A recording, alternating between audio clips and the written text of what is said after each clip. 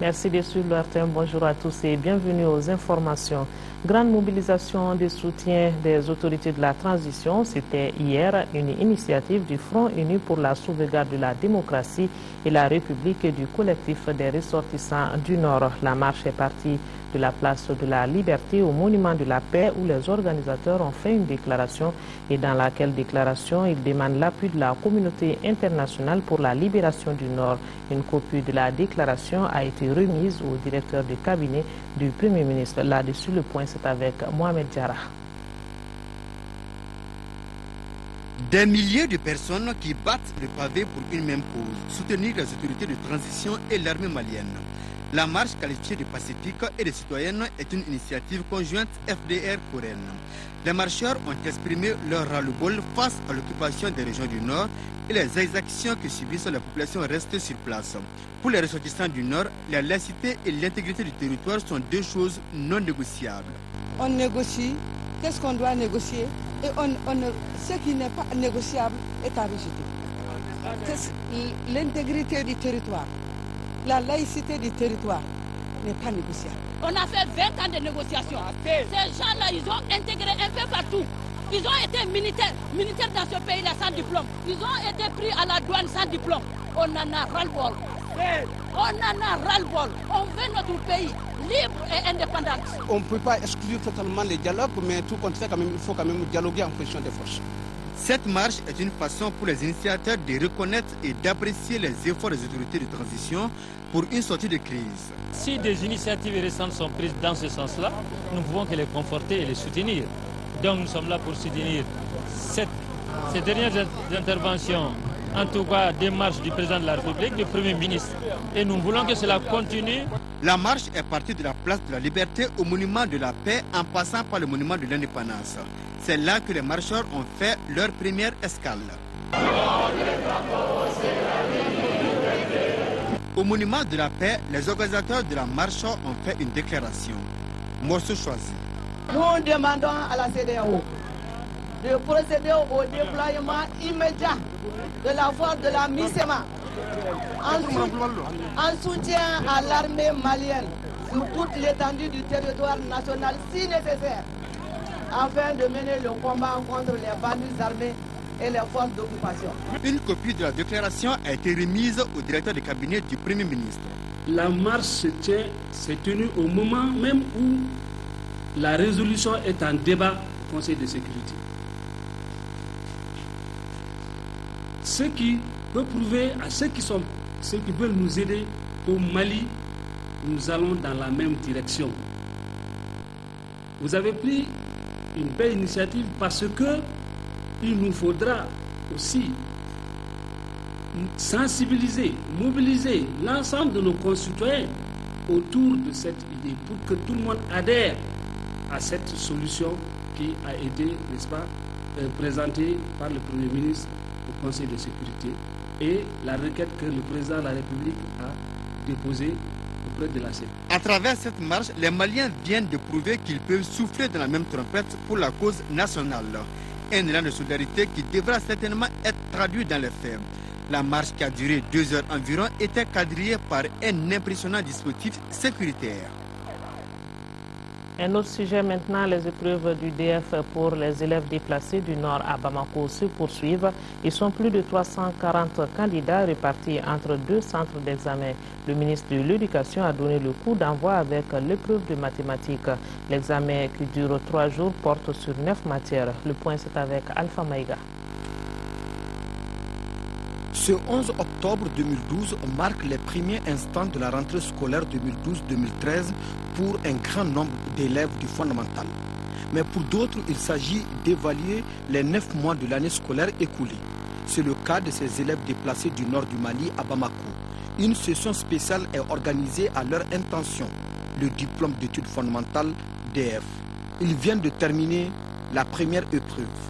Mon nom c'est Nandima Traoré. C'est l'épreuve de mathématiques pour le DEF. Pas difficile. Je n'ai pas fait des cours de rattrapage. Je m'appelle Zahabi Ould Mohamed. Je viens de l'Heureux. C'est un peu compliqué quoi. En réfléchissant sur la mathématique et la géométrie, c'est difficile. Une fois n'est pas coutume, le temps a été donné par l'épreuve de mathématiques, ce qui reste une des particularités de l'examen. La question est de savoir si l'initiative est pédagogique. Justement, il y a plus environ 5000 élèves qui devraient venir de Gao, de Tombouctou, de Youarou. Et les derniers n'avaient pas pu rejoindre le site des examens qui est séparé. Et les derniers élèves sont arrivés hier mercredi.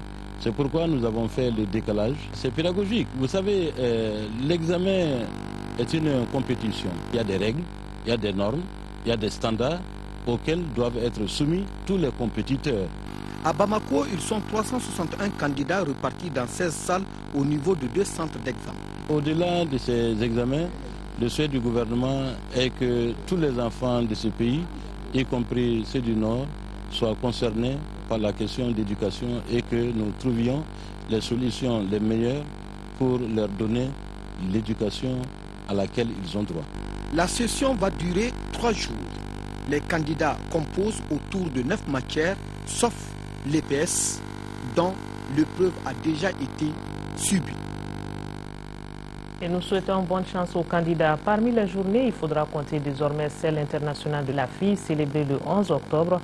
La première édition de l'événement a été commémorée hier à travers le lancement de la campagne mondiale intitulée « Parce que je suis une fille ». À travers cette journée, 4 millions de filles devront avoir accès à l'éducation. Cette initiative de l'ONG International Plan s'étend sur 5 ans et vise à influencer les politiques et lois en matière de promotion des droits de la fille.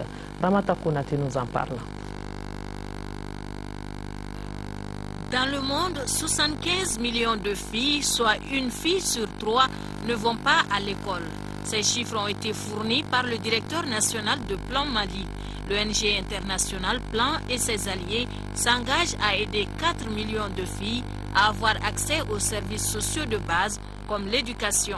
La campagne appelée « Parce que je suis une fille » s'étend sur 5 ans et compte mobiliser 500 millions d'euros, soit plus de 300 milliards de francs CFA en faveur des filles.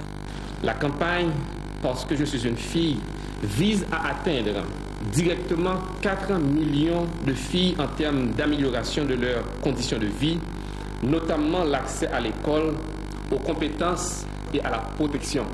Le lancement de cette initiative consacre la célébration de la Journée internationale de la fille. L'événement, qui est à sa première édition, a permis de véhiculer des messages. J'ai dit oui à l'éducation de la fille même en temps d'urgence. Les garçons et les filles ont les mêmes droits, respectons-les. Dans tous les cas, filles, représentants d'organismes et ONG, ceux de la société civile ainsi que les responsables des ministères concernés, tous sont convaincus d'une chose. Le niveau d'éducation de la femme détermine pour une large part le niveau des autres indicateurs socio-économiques de développement, tels que la mortalité infantile, la malnutrition des enfants, la santé et l'hygiène de la famille, le taux de fécondité et le contrôle des naissances. Ce qui explique l'adhésion des autorités maliennes à cette initiative visant la promotion des droits de la fille. En plus des 4 millions de filles, la campagne « Parce que je suis une fille » touchera indirectement 40 millions d'enfants de par le monde. Accord parfait entre le ministère du Logement, des Affaires foncières et de l'Urbanisme et les propriétaires des logements situés sur l'emprise du pont de l'Amitié. L'accord consigné dans un mémorandum traite des modalités de démolition et du processus d'indemnisation des propriétaires. Aloussine Touré nous explique. Enfin, propriétaires et ministère des Affaires foncières peuvent emprunter le même pont pour arriver à la destination entente. Une entente consignée dans un mémorandum que les deux parties ont bâti par le dialogue et la négociation, deux matériaux nécessaires dans ce genre d'entreprise. Ce document aujourd'hui, ça a été le mémorandum qui a même été homologué par le tribunal. En ce moment, le mémorandum a force de loi et ça s'applique aux deux parties. L'exercice est certes difficile, mais à force de se prémunir d'une dose de courage patriotique, l'on finit par aboutir à un résultat accepté par tous.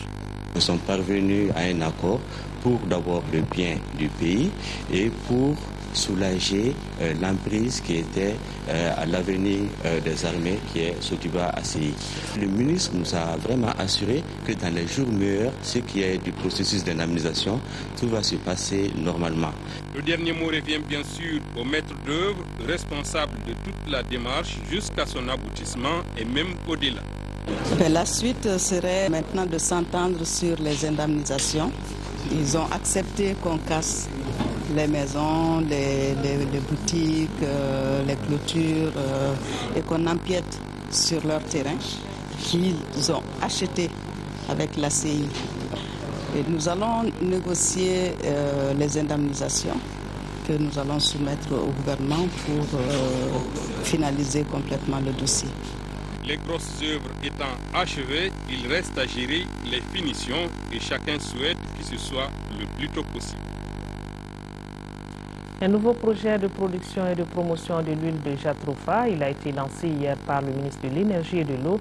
Ce projet qui dure 5 ans avec un financement du Fonds environnemental mondial coûtera 3 176 millions de francs CFA. Le reportage de Daouda Zoumana Traoré.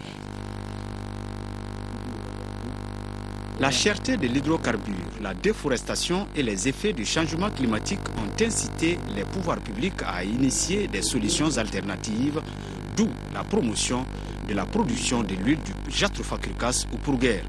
Cet agrocarburant produit par des soins de nos producteurs agricoles et transformateurs peut produire de l'électricité à moindre frais.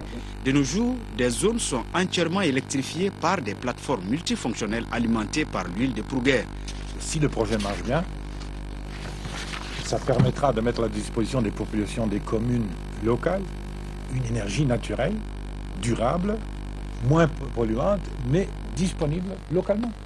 Ça permettra une plus grande maîtrise par la population locale de sa propre production d'énergie. C'est dans ce cadre que le gouvernement vise un développement dont le but est de réconcilier l'homme, la nature et l'économie à long terme et à une échelle mondiale. Et dans ce contexte, la technologie de production d'énergie électrique à partir des biocarburants issus du pourguère apparaît très innovante et prometteuse pour le développement de services énergétiques accessibles au plus grand nombre de la population, aux activités socio-économiques, conformément à l'objectif global de la politique énergétique nationale. L'Agence nationale de développement des biocarburants, qui assure l'exécution correcte de la promotion de la production de l'huile de pourguère, entend impliquer pleinement les producteurs agricoles dans la mise en œuvre de ce projet dont le coût est estimé à 3 175 millions de francs CFA. Et c'est la fin de ce journal. Retrouvez Aoué Touré pour les éditions du soir. On n'oublie pas nos compatriotes des régions du nord du Mali vivant sous occupation. Merci de votre attention. Bonne suite de programme sur l'ORTM.